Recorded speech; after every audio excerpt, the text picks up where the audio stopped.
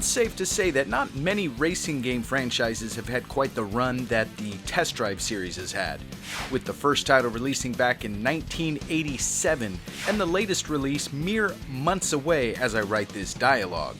Over 22 releases on nearly 30 different consoles span this 35-year run, and that's truly incredible if you ask me. The series really started to pick up steam in the late 1990s, making the jump to polygonal visuals over on Sony's powerful 3D console, the PlayStation, as well as the PC. It was during this time that the franchise would spawn a sub-series of racing games, focusing solely on trucks, SUVs, and other 4x4 vehicles as they make their way through various terrains such as dirt, snow, and mud. Fittingly enough, these games would carry the name of Test Drive Off-Road. 4 total entries would release between 1997 and 2001, and just as suddenly as they emerged, they were gone. So were these games any good? Do they hold up today? What happened to this sub-series of titles? Well, that's what we're going to find out here today, so join me as we take a look at the games in the Test Drive Off-Road series. Released on March 27, 1997, the first entry would first capture the attention of off-road racing fans with its cover art, featuring one of the most talked about and coolest vehicles of the 90s, the Hummer. The Hulkster sported one, Tupac flaunted his through the streets of LA, and Arnold bought one, or 2, or 3. I mean, these things really signified the motor trend of the decade, so not a bad choice as the sort of vehicle mascot of the game. This would be the only game in the bunch to be created by Elite Systems, a British developer established back in 1984. They weren't exactly known for racing games. Well, they didn't actually have their hands in much as far as development goes, but they did handle the PC version of Ford Racing in 2000. Other than that, they were mostly on the publishing side of things. Speaking of publishing, that task would be handled by Accolade for the North America release. You know, that other company besides EA that had really strange looking Genesis carts, and cardboard boxes that didn't hold up very well. And the very same people that brought us Bubsy. Eidos Interactive would handle the European release, fresh off the success of Tomb Raider. Booting up this beauty will take the player down the rocky ridge of FMV goodness as we see some very 90s clips of good old off-roading. You guys know I love the N64, but it was stuff like this that made me want a PS1 really bad. I mean, you couldn't do this on Nintendo, sadly. Vehicle selection here is a little sparse, but the inclusion of detailed licensed trucks was a definite bonus. Included in the initial lineup is the Chevrolet 1500 Z71, the very classic yet always trendy Jeep Wrangler, the Land Rover Defender 90, and of course, the main event, the Hummer, the Humvee.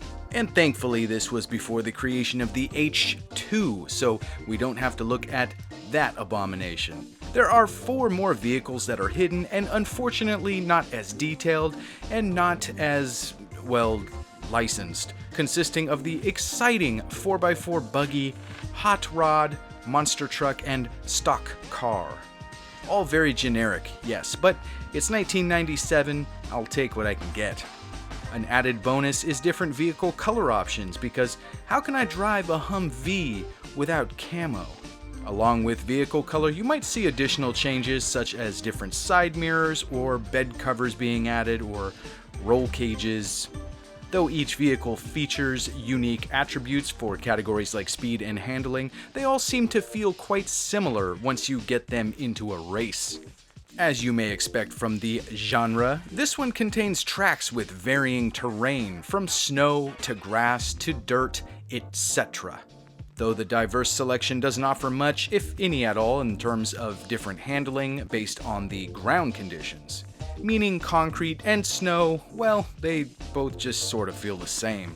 This can come as a bit of a letdown for a game that specializes in the off-road genre, when there were other titles from the time like Off-Road Challenge and even Sega Rally Championship over on the Sega Saturn offering these features. Regardless, the level designs are diverse visually, albeit a bit on the narrow side, which takes a bit away from the exploratory nature one might expect from a game like this.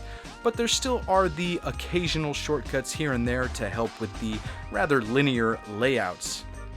As we transition over to visuals, let's address the elephant in the room, the draw distance. It's not bad. No, it's non-existent. I'm playing the PlayStation version, but these problems existed on the PC version as well. I remember people complaining about Daytona USA on the Saturn, but Daytona was released 2 years before this one and was also on a console that didn't really target three-dimensional visuals as much as the PS1 did. Let's remember, the Ridge Racer series already featured multiple releases on this same console by this time and didn't have these issues. So while I can't sit here as somebody who's never developed a video game and say that this is inexcusable, I can at least say that maybe it could have been improved at least a little. I mean, it's really hard to see what's coming up next if you're not familiar with the courses. I feel like the cockpit view helps a bit here, but not really by much. And speaking of this feature, I've got to stop and give credit where credit is due. Ever since I could remember, I've been a fan of this view in racing games. It's the sole reason I was obsessed with Test Drive 2 for the SNES as a kid. And yeah, it doesn't look fantastic here with rather cartoonish looking 2D sprites of interiors, but I can appreciate not only the inclusion of it, but the accuracy of some of these interiors, right down to that stock AC Delco head unit in the Chevy. Points for that level of detail. The gameplay is pretty typical for the time. There's really nothing here that stands out. It's not the greatest feeling racing engine, not even for 1997 standards, but it's also not necessarily broken. Steering is surprisingly responsive, and vehicles don't feel quite as heavy as one might expect. But why do they slide to the side when I'm not driving? I'm stopped completely. I think that's not correct. Things can often feel a bit on the quick side, but I think that has more to do with the visual pop-in more than anything else. I mean, I'm constantly trying to predict what's coming next, and it doesn't help that I've never really had great reaction time to begin with. Bumping into objects causes the player to sort of just bounce around, and it's possible to flip one's vehicle, triggering a respawn. But it's typically never too hard to catch back up to the pack if you fall behind. I feel like there's enough functionality here to get some enjoyment out of it, even if it might not hold up like it once did. Gameplay options consist of Mixed League, made up of 6 cup tournaments where any vehicle is eligible for entry, as well as Class League, where each participant will be forced to command the same vehicle. And if you'd rather just freely play with the vehicle and track selection of your choice, then Practice Race is what you want. A lot of the soundtrack was provided by the industrial group Gravity Kills, who not only featured tracks on Test Drive 5 as well, but is also known for their work on movie soundtracks like Mortal Kombat and Escape from LA, in addition to their own album releases. Other songs included here were handled by Steve Everett. Wait. The same Steve Everett that did the WCW Thunder theme song? That can't be the same guy. I mean, is it? That's right, folks. This game brought us the theme to Thunder nearly a full year before WCW Thunder even existed.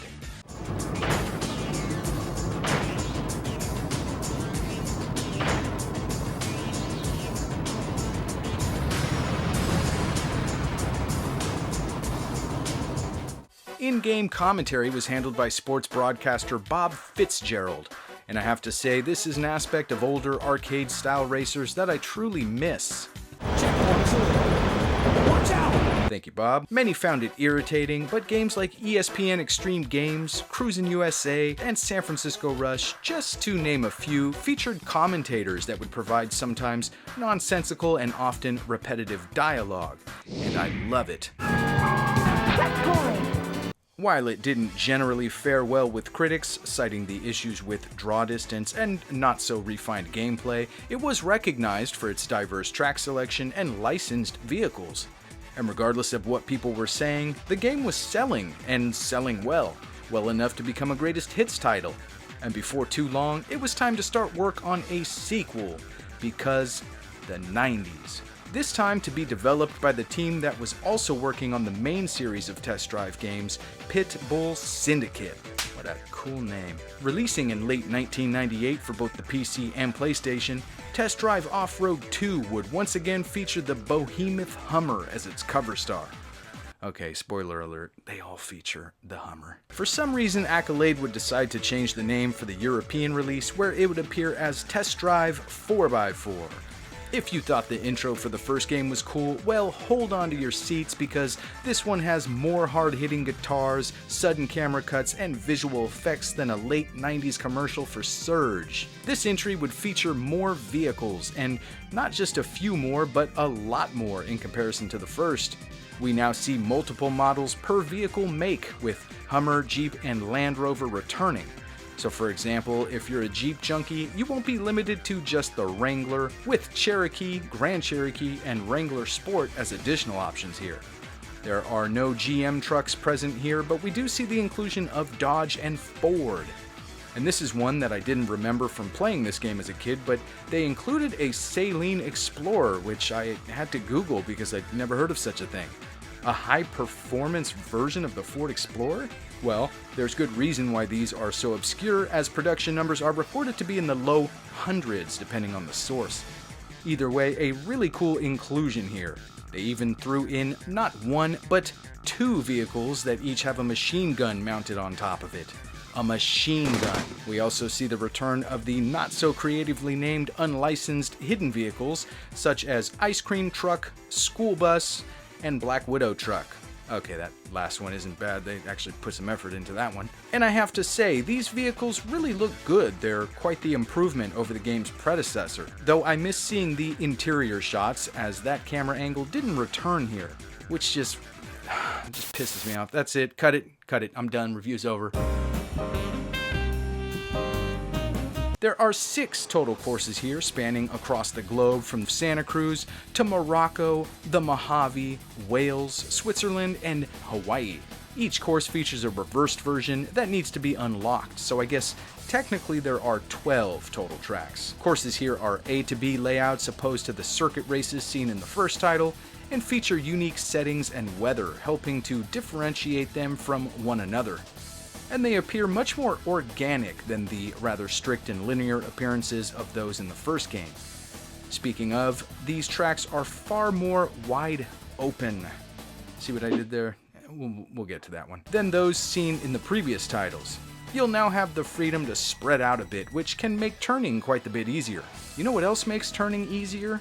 Being able to see the turns coming, which is now possible thanks to the draw distance being more than a few feet in front of your vehicle. Probably one of the reasons Pit Bull Syndicate took over development for this one. Yes. A new dev team means a new game engine. A modified version of the one used for Test Drive 4 to be specific, and I have to say it feels much better. Vehicles now respond to different terrains, so while your Jeep may stick to that cobblestone path, it's a completely different story on the ice. And that's really how it should be, right? I mean, this is a game that's based on the art of off-roading, which is performed on various road conditions, and that aspect should be a focus of the gameplay. On top of that, vehicles now have a proper sense of weight to them, feeling like what they actually are. Really big trucks. That's not to say that it's perfect, because there's still something a bit off about the controls that I can't quite grasp. Again, like the first one, it's not broken, but it could use some refinement. Single race lets the player select the vehicle and track of their choice, while the new mode, World Tour, replaces the league options offered up previously. Different classes are represented in cup races here, such as Hummer, Military, Safari, Truck, SUV, and Open Class.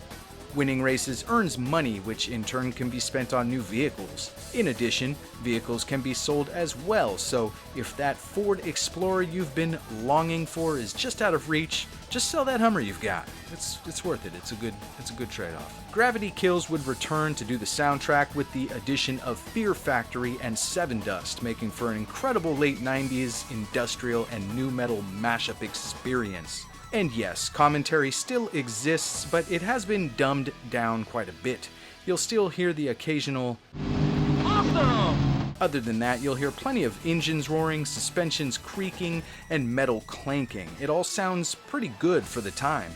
I felt like this entry made a lot of moves into the right direction, but reviewers, well, they didn't go easy on Test Drive Off-Road 2, with GameSpot giving it a 6.1 and EGM a 6.125. It seems across the board most critics felt it was pretty much mediocre, but as history often repeats itself, Accolade would return to the drawing board for another entry in the series. Only they weren't Accolade anymore, as the company was purchased in 1999 by the French publishing company Infogrames, or Grams. I don't know, I never get that one right. Either way, the series would push on, leading to the October 1999 release of Test Drive Off-Road 3 for the PlayStation and PC, in addition to a Game Boy Color version following in the year 2000. And I'll just say, that one, well, it's not good. A Dreamcast version was planned, but ultimately cancelled. Oh yeah, and 4x4 World Trophy would be the European title given to this one, dropping the Test Drive name altogether due to some licensing issues between the American and European divisions of Infogrames. The intro is very much an extension of what the first two games offered up. Lots of clips of off-roading set to some hard-hitting music provided by the band Diesel Boy. Quite the fitting name, by the way. With 27 vehicles to choose from, there is plenty of diversity here. We see the return of Hummer, Dodge, Ford, Jeep, Land Rover, and Saleen, with some new additions like Nissan, Isuzu, Subaru, and Shelby. Vehicles can now be customized with upgrades to the engine, suspension, tires, and other equipment such as roll cages, lift kits, and lowering kits. Fitting a vehicle with certain tires will help with different types of terrain. Tracks with more incline might benefit an engine setup with higher power and less top speed. It's all really rather strategic. And this opens things up quite a bit for replayability because, let's be honest, we want to customize pretty much everything we can in a game. Levels are even more diverse than before, with many new and unique settings here, ranging from predictable locations like the beautiful autumn trails of Vermont, the hard, cold cliffs of the Rockies, and the redwood-covered grounds of Yosemite, to more diverse options like the sandy dunes of Egypt, and even a snow-covered version of New York City, which is a really cool inclusion in my opinion, and the track that I've spent the most time racing in. We even see night racing for the first time in the series with some pretty nice lighting effects. Visually, I'd say everything is on par with what we saw in the previous installment, with minor improvements, if any. But that's not a bad thing, as these games looked quite nice for the time, and in my opinion they hold up considering the hardware and how poorly some games from this era have aged. I mean, let's just put this one up side by side to compare it to the original, and it's clear that things have come a long way in just a few titles. This one runs on a modified version of the updated Test Drive 5 game engine, so it does feel a bit different in that respect. I feel like the third title is a bit slippery feeling when it comes to the handling, with almost delayed steering commands, like I'm constantly trying to correct myself due to timing issues. And it doesn't break the game for me or anything, but it does always take a bit of time to get the hang of things whenever I come back to this one. There's definitely more emphasis on how different terrain affects vehicles, as slippery surfaces are more difficult to traverse, and venturing through water slows the player down considerably. We also see shortcuts and branched paths used more frequently here, helping add to not only the visual broadness of these tracks, but also the strategic approach. They also ramped up the jumps here. Seriously, some of these tracks offer up some extreme airtime. I think the devs were playing a lot of San Francisco Rush at the time. The main two modes of play from the previous title return here, with single races now appearing as arcade mode. World Tour once again takes players through different league cups, unlocking the game's courses and earning money along the way. Money that can be spent on new vehicles, as well as the previously mentioned upgrades. This one features probably my favorite soundtrack out of the three, with tracks from bands like Blink-182, Eve 6, Girls Against Boys, Diesel Boy, and Incubus. While the commentary has been completely phased out by this point, other sounds are pretty much what we were presented with previously and do the job just fine, though there aren't as many creaks and cracks and crashes coming from the suspension anymore. It seems like the third entry of a series during this era was always sort of the black sheep of the family. Take Twisted Metal and Jet Moto for example. While there are plenty of fans who enjoyed the third entries in those series, there were far more that felt they failed to deliver in one way or another when compared to the first two entries. And I guess that's sort of what happened here too, because even though the first two games weren't necessarily blockbuster releases, Test Drive Off-Road 3 managed to receive even more negative reception than they did. However, in October of 2000, the announcement would be made that a new entry in the Test Drive sub-series would be making its way to the brand spankin' new PlayStation 2 and upcoming Xbox platforms. The name of the fourth game in the series would be Test Drive Off-Road Wide Open, known in Europe simply as Off-Road Wide Open. And in August of 2001, the PS2 version would hit store shelves, with the Xbox version dropping in November of that same year. This one would be developed by Angel Studios, known these days as Rockstar San Diego. And by this time, the group not only had some pretty solid experience in creating video games in all sorts of different genres, from titles like Echo: The Tides of Time for the Sega CD to Resident Evil 2 for the Nintendo 64, but more relative to the upcoming project was their experience with racing titles, like the Midtown Madness series, Midnight Club, and Smuggler's Run. It was safe to say that this group knew what to do with a racing game. Gone is the full-motion intro style that the previous titles possessed, which during this time was sort of dying off. It was a very PlayStation-esque type of thing to do. This intro is packaged as a pre-rendered polygonal visual, but keeping in the same fashion. The use of heavy rock music also returns, with the inclusion of Metallica's Fuel driving this one, the biggest band thus far to be included in the series. Vehicle selection is about the same number of what we saw in Test Drive Off-Road 3, however the total amount of makes has been reduced, with some manufacturers not returning here. We do, however, see the return of GM with the inclusion of the classic second-gen K5 Blazer in all of its two-tone glory, and the not-so-commonly seen step-side version of the current Silverado body style from the time. And technically, Hummer was now owned by GM as well, with the deal still being finalized during the production of the previous title. Jeep, Dodge, Shelby, and Ford also return, with Mercedes making their series debut with the lone edition of the ML430, which I should add is a hidden vehicle in the US version while appearing as part of the main lineup in the PAL release. Just like all other entries, there are unlockable selections here as well, including the mammoth known as the Dodge Ram T-Rex 6x6, which I'm mentioning here like it's brand new to the series, but it actually appeared in the previous two titles, but I didn't talk about those there. This was a concept car that only saw the light of day through video games. On top of this, you can select from modified versions of these vehicles, affecting them not only visually, but their performance as well, making for a larger selection than expected from first glance. The choice of name given to the game, Wide Open, wasn't just a random afterthought, but instead reflects the direction that this entry would take, focusing on large, open-world locations opposed to more linear options. There are 3 total lands to select from, but each of them feature many different racing routes, which is something that was sort of becoming the norm during this time.